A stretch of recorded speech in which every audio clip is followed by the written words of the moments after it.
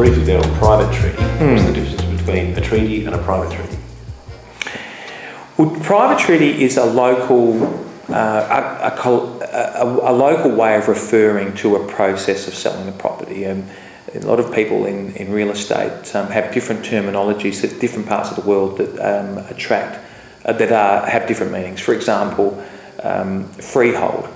Freehold is not a terminology that's used in South Australia very much. We have a Torrens title. Yes. You know, so a lot of misnomers. Dutch auction's another one.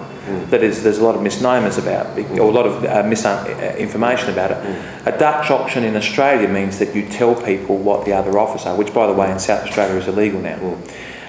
But in Holland, a Dutch auction is you start up here and you decrease the price you're asking for until someone says, I'm going to buy it, and that's where it's used for tulips.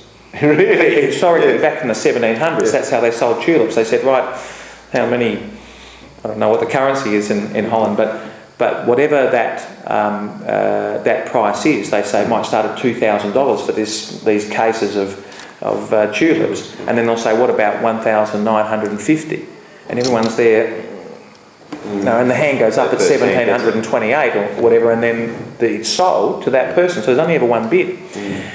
So coming back to it though, you asked about very specifically, what is the difference between a private treaty and a treaty? Well, treaty isn't used as a terminology in selling property. Private treaty is. And private treaty is simply a manner of offering the property with a price. It's the terminology that we use in South Australia to say we've got a price or a price range. It's not an auction, it's not a tender.